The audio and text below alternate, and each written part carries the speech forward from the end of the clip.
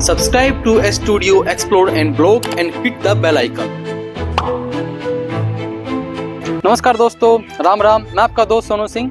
आप देख रहे हैं मेरा channel S studio explore and blogs. आज आपको मैं लाया हूँ जयपुर के जयगढ़ फोर्ट में। तो चलिए इस किले को और नजदीकी से एक्सप्लोर करते हैं और जानते हैं इसके इतिहास से जुड़ी कुछ और दिलचस्प बातों को। इसी के साथ करते हैं वीडियो को स्टार्ट। तो सबसे पहले जानते हैं किला यानी फोर्ट और महल में क्या अंतर होता है। किला वो जगह होती है जो सुरक्षा के लिए बनाई जाती है, जहां से दुश्मनों पर नजर रखी जा सके, जैसे कि जयगढ़ फोर्ट और मेहरानगढ़ फोर्ट। वहीं महल शाही निवास होता है, जहां राजा रानी रहते थे और राजसी जीवन जीते थे, जैसे आमेर महल और सिटी पैलेस। तो दोस्तों आज हम आए हैं जयगढ़ किले में। यह किला आमेर महल की सुरक्षा के लिए 1667 ईस्वी के आसपास बनाया गया था। जयगढ़ किला चील का टीला नामक पहाड़ी पर है और आमेर महल से इसकी ऊंचाई लगभग 400 मीटर है। अगर आप सड़क मार्ग से जाते हैं तो यह आमेर महल से 6 किलोमीटर दूर है और जो गुफा आमेर महल से जोड़ती है उससे यह केवल 2 किलोमीटर दूरी पर है। यह किला अपनी मजबूत दीवारों और यहाँ बनी विशाल जयवान तोप के लिए प्रसिद्ध है। हम जयवान तोप के बारे में आगे डिस्कस करेंगे।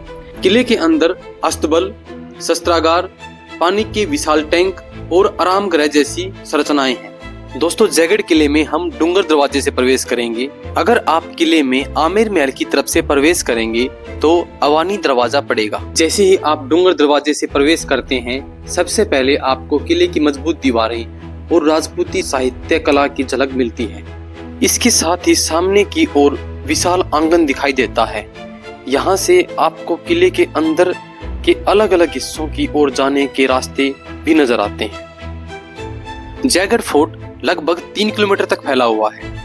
इन दीवारों की बनावट किले की सुरक्षा के लिए बेहद खास है। बाहर की ओर दीवारें नीचे की तरफ ढलान पर हैं, जिनकी ऊंचाई लगभग 20 से 25 फीट है, ताकि दुश्मन को चढ़ने में मुश्किल हो। किले की दीवारें अंदर की तरफ से 10 से 12 फीट ऊंची हैं। आप देख सकते हैं यह किला कितना विशाल है और भव्य है। इसकी दीवारें इतनी मजबूत हैं कि दुश्मनों को इसे भेद पाना नामुमकिन था। दोस्तों आप देख रहे होंगे किले की दीवारों पर बड़े और छोटे झरोखे बने हुए हैं। इन झरोखों का इस्तेमाल किले की रक्षा के लिए किया जाता था। इन झरोखों से पहले तीर चलाए जाते थे और बाद में जब बंदूकें अस्तित्व में आई तब बंदूकों का भी यूज इन झरोखों से किया जाता था। और जब राजा जयसिंह द्वितीय के टाइम में तोपों का निर्माण हुआ तो इन बड़े झरोखों में तोपों को लगाया जाता था दुश्मन पर दागने के लिए। दोस्तों किले की दीवार के किनारे जो सड़क बनी हुई है, इस सड़क पर सैनिक पैदल और घोड़े पर सवार होकर गश्त लगाते थे। गश्त लगाते टाइम सैनिकों के पास ढाल, भाले, तीर और बंदूकें भी होती थी। दोस्तों आप देख रहे हैं ये किले के चारों तरफ बने हुए हैं। एक्चुअली में विजन भी एक बहुत इंपॉर्टेंट चीज होती है। किले की निगरानी रखना बहुत इंपॉर्टेंट होता है। साथ में कुछ हथियारों के लैस कुछ सैनिकों को यहाँ खड़ा किया जाता था। ऐसे ही कुछ छोटी या कुछ बड़ी तोपें यहाँ पर मौजूद की जाती थी ताकि किले की प्रॉपरली सिक्योरिटी हो सके। तो आइए अब बात करते हैं किले की सबसे बड़ी खासियत जयवान तोप के बारे में। वैसे तो भारत में तोपों का आगमन मुगल काल के दौरान हुआ था। 1526 में बाबर ने पानीपत के युद्ध में तोपों का इस्तेमाल करके भारत में मुगल साम्राज्य की नींव रखी थी। लेकिन भारत में तोपों के विकास में महाराजा सवाई जयसिंह द्वितीय का बहुत बड़ा योगदान रहा। उन्होंने 1720 के दशक में जयगढ़ किले में जयवान तोप का निर्माण कराया था। यह तोप न कि भारत बल्कि पूरे विश्व की सबसे बड़ी तोपों में शामिल है। महाराजा सवाई जयसिंह द्वितीय ने अपनी रियासत की सुरक्षा के लिए इस विशाल तोप का निर्माण करवाया था। इसका वजन लगभग 50 टन है और यह इतनी विशाल है कि इसे किले के एक छोर से दूसरे छोर तक ले जाने के लिए 4 हाथियों की मदद लेनी पड़ती थी। जयवान तोप को बनाने में हजारों मजदूरों ने रात दिन काम किया था। इसे बनाने के लिए बेहद ही मजबूत लोहा, तांबा, पीतल और जस्ता जैसी अन्य 8 धातुओं का यूज किया गया। इन धातुओं ने तोप को असाधारण मजबूती प्रदान की। दोस्तों कहा जाता है कि जयवान तोप को परीक्षण के लिए सिर्फ एक बार दागा गया था।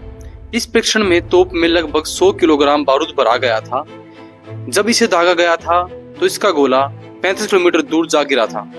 इस घटना में एक सैनिक की जान भी चली गई थी, लेकिन कभी भी इस तोप को युद्ध में यूज नहीं किया गया। जयवान तोप के अतिरिक्त जयगढ़ किले में और भी कई अन्य तोपें हैं, जैसे बजरंग बाण तोप और भी अनगिनत तोपें हैं। इन तोपों का निर्माण उस समय की तकनीकी का एक अद्भुत उदाहरण है। जयवान तोप भारत के इतिहास और सैन्य शक्ति का एक महत्वपूर्ण प्रतीक है। यह तोप हमें बताती है कि हमारे पूर्वज कितने कुशल इंजीनियर और शिल्पकार थे। जयगढ़ का किला और जयवान तोप भारत की समृद्ध विरासत का एक अद्भुत प्रतीक है। और दोस्तों, ऐसे ही यहाँ बना दिया बुर्ज सिर्फ खतरे का संकेत देने के लिए नहीं, बल्कि एक बहुउद्देशीय संरचना के रूप में जाना जाता था। यहाँ से न केवल दूर तक दुश्मन पर नजर रखी जाती थी, बल्कि यह रात के समय यात्रियों के लिए एक मार्गदर्शक भी था। शक्ति, सुरक्षा और गौरव का प्रतीक यह बुर्ज इतिहास की रोशनी से आज भी चमकता है। दिया बुर्ज और जयवान तोप की अद्भुत झलक के बाद अब हम किले में आगे बढ़ते हैं। ये रैंप सिर्फ हाथी घोड़े के लिए नहीं, बल्कि यहाँ से तोप, गोला बारूद जाने के लिए भी यूज किया जाता था। जैसे जैसे हम भव्य किले में आगे बढ़ेंगे, हम पहुंचते हैं महल द्वार, और महल द्वार से होते हुए हम पहुंचेंगे सुभट निवास। तो ये महल के बिल्कुल बीचों बीच का एरिया है। इसके बाद हम आगे बढ़ेंगे और हमें दिखाई देता है राजा रानी का आराम गृह। यहाँ के झरोखे से हवा और रोशनी का बेहतरीन इंतजाम किया गया था, जिसमें गर्मी के मौसम में भी सुकून का एहसास होता था। दोस्तों, रेस्ट रूम के पास उस टाइम का किचन भी मौजूद है, जहाँ पर शाही परिवार के लिए खाना बनाया जाता था, जहाँ पर बड़े बड़े बर्तन रखे हुए हैं, चूल्हे हैं और रसोई की व्यवस्था भी बनाई गई है। इसके अलावा यहाँ पर एक कठपुतली घर भी है। यहाँ मनोरंजन के लिए नाटकों और कठपुतली के खेल होते थे। और हाँ, संगीत प्रेमियों के लिए एक विशाल आंगन में बना हुआ खास मंच भी है, जहाँ उस समय शास्त्रीय संगीत और नृत्य की प्रस्तुतियां होती थी। दोस्तों, अब हम जयगढ़ किले के हथियार कक्ष में प्रवेश करते हैं, जहां उस समय में सैनिकों द्वारा यूज किए गए हथियारों का संग्रह है। यहां तलवारें, भाले, तीर, तोपें और उस टाइम की बंदूकें भी प्रदर्शित की गई हैं। ये सभी शस्त्र उस समय के युद्धों में सैनिकों के लिए बेहद महत्वपूर्ण थे। नुकीली तलवारें और मजबूत भाले इस बात का सबूत है। शस्त्रागार से आगे यहाँ महाराजा सवाई भवानी सिंह की प्रतिमाएं लगी हुई है। महाराजा सवाई भवानी सिंह जयपुर के आखिरी शासक थे। वो एक वीर योद्धा भी थे।